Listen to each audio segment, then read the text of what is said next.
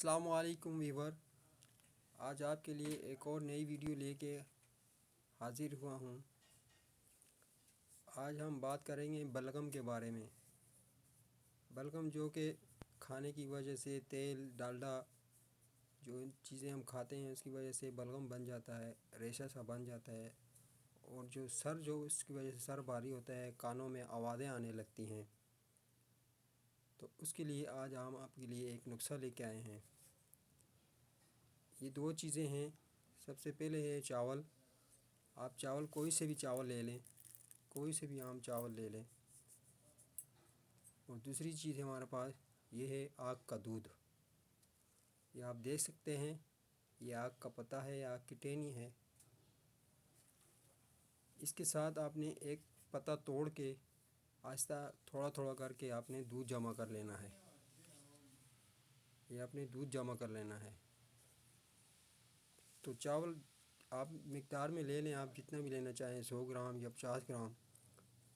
تو اس کے بعد آپ نے کیا کرنا ہے، یہ دودھ اور یہ چاول ہے، یہ آپ نے چاول کپ میں ڈال دینے ہیں دودھ کے ساتھ۔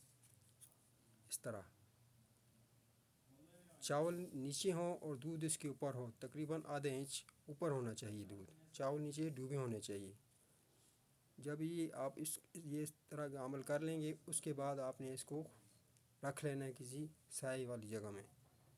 اس کو خشک کر لینا ہے، تقریباً 2 ہفتے لگے، 3 ہفتے لگیں، مہینہ لگے۔ یہ خشک ہو جائے گا۔ خشک ہونے کے بعد ان چاولوں کا آپ نے پاؤڈر کر لینا ہے۔ پاؤڈر کرنے کے بعد آپ نے جب یہ زیادہ خشک ہو جائیں تو آپ نے اس کا پاؤڈر کر لینا ہے باریک۔ پاؤڈر کرنے کے بعد اس کو آپ نے تھوڑا چٹکی کے برابر آپ نے پاؤڈر لے کے ناک کی طرف لے کے جانا ہے، اور ناک جیسے آپ نے کوئی چیز سونگھتے ہیں اس کی سمیل آتی ہے، تو اس کو آپ نے ناک طرف لے کے آپ نے اس کو سونگھنا ہے تھوڑی دیر تک۔ تو آپ اس طرح یہ عمل کرتے رہیں گے، 1 ہفتہ 2 ہفتہ کریں گے تو انشاءاللہ جو آپ کا سر بھاری ہوتا ہے بلغم کی وجہ سے، کانوں میں آوازیں آنے لگتی ہیں، جو ریشہ ٹپکتا ہے گلے میں، تو وہ آہستہ آہستہ خارج ہونے لگے گا۔ یہ آپ نے کھانا نہیں ہے، صرف آپ نے اس کو سونگھنا ہے۔ یہ آپ اس طرح لے کے آپ نے سونگھنا ہے، جسے نسوار آپ ناک کی طرف لے کے جاتے ہیں، اس کی سمیل آتی ہے، تو اسی طرح آپ نے یہ عمل آپ نے کرنا ہے۔